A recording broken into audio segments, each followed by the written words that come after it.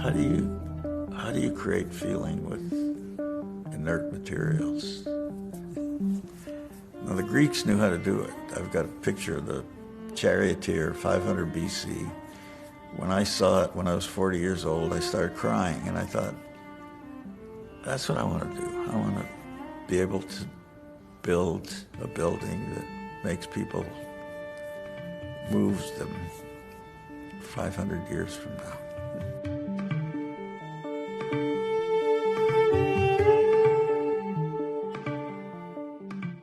What is it that made me want to come into this profession? In high school, I took shop and built things, and I did well in that and loved it, making things with your hands. I looked at the professions one could go into, and I remember looking at architecture at that time, and architecture curriculum was to build a Cape Cod house or something, you know. It was not very interesting, so I closed the book on that and didn't even pay attention.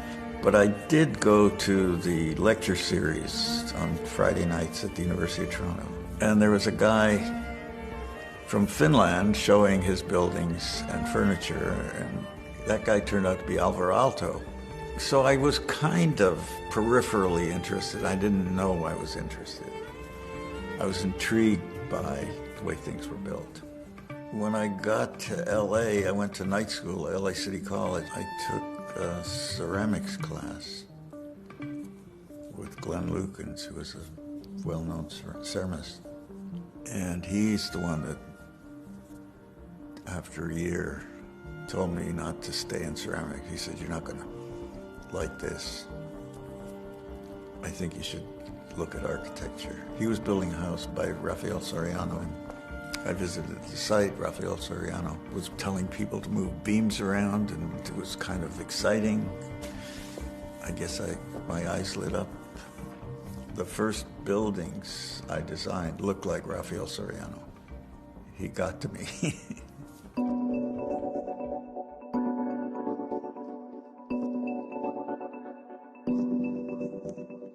My mother took me to concerts when I was a kid in Toronto.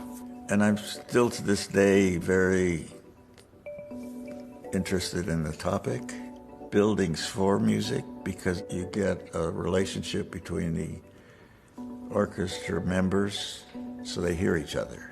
And it's comfortable. They hear each other in a way that is substantial and uplifting. You create a relationship between the orchestra and the audience that's palpable, that they both feel. If you do it right, they both feel it. So music stuff is really exciting, and my belief that people talk to each other through the arts led me to the Divan Orchestra with Daniel Barenboim.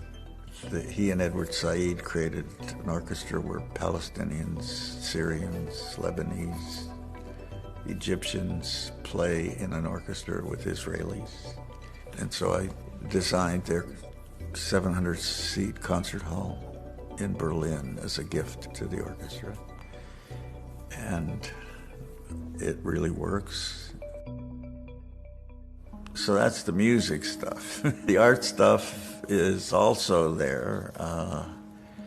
Bilbao was a working relationship with a genius museum director, Tom Krenz.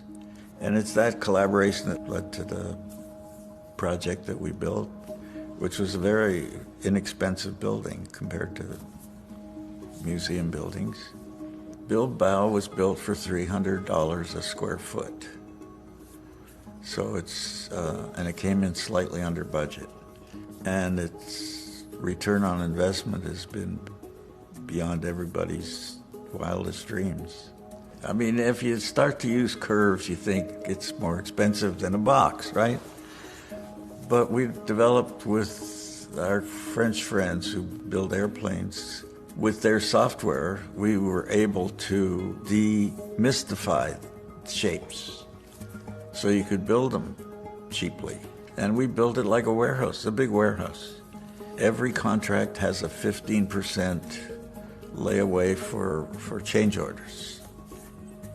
If you show people exactly what to do, demystify the way you build something, they don't get the 15%. So we did a 76-story tower in Manhattan. The exterior skin is all wiggly wobbly. Everybody would say that's too expensive. We built it with 0 change orders. So the amount of money that you saved actually went into the building instead of waste.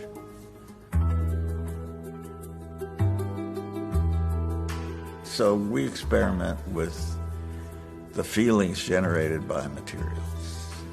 In Bilbao, since it was a museum and not a lot of windows, the exterior skin became the building.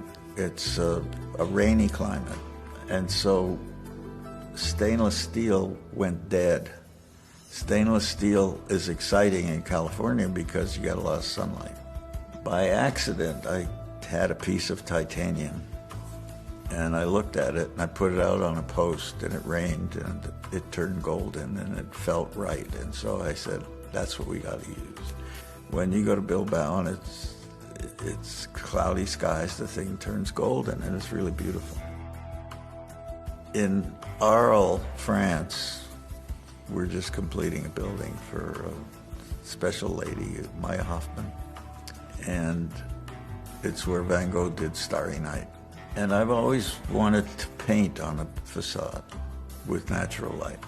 And we built blocks that are covered with stainless steel, and they're set at slightly different angles, and when you go there with the sun, it changes all day long. So it's like a watercolor. And it was beautiful.